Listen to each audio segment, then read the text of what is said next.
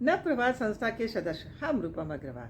संपूर्ण नारी शक्ति को आज अंतर्राष्ट्रीय महिला दिवस के शुभ अवसर पर हार्दिक हार्दिक शुभकामनाएं देते हुए ईश्वर से आप सभी के लिए एक सुखद जीवन की दिल से कामना करते हैं।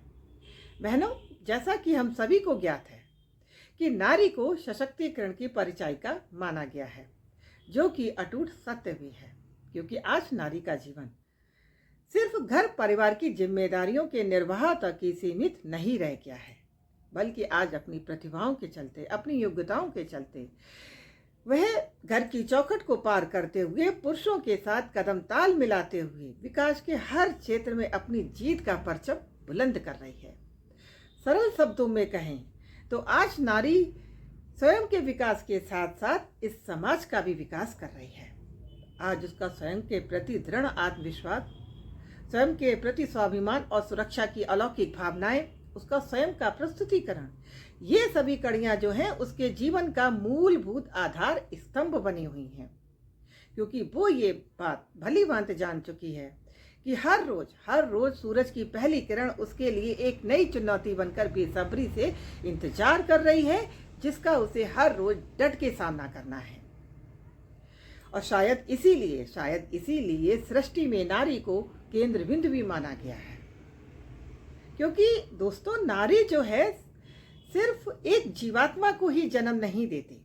बल्कि उसे भली भांति पालती है, पोसती है और अपने सुंदर संस्कारों से सुसज्जित कर एक नए समाज की वो बुनियाद रखती है। बहनों,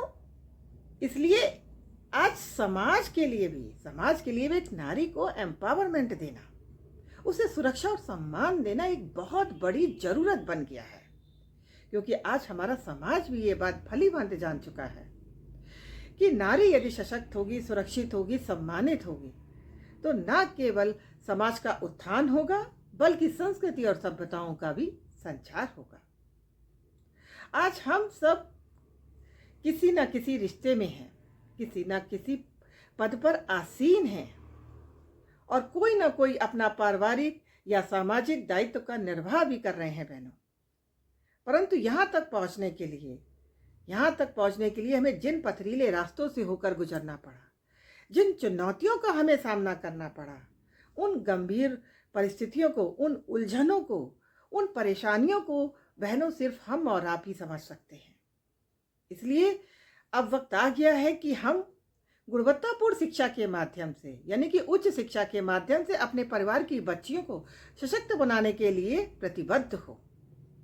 ताकि हमारी बच्चियों को समाज में वो सामर्थ्यता, वो समानता का वातावरण मिल सके जिसकी वो अधिकारी है।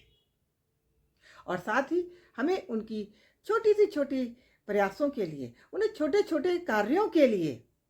उनकी छोटी छोटी सफलताओं के लिए हमें उनकी सराहना करनी है, प्रशंसा करनी है और सही मार्ग पर चलने के लिए निरंतर उन्हें प्रोत्साहित भी करते रहना है। क्योंकि बहनों, हमारी बच्चियां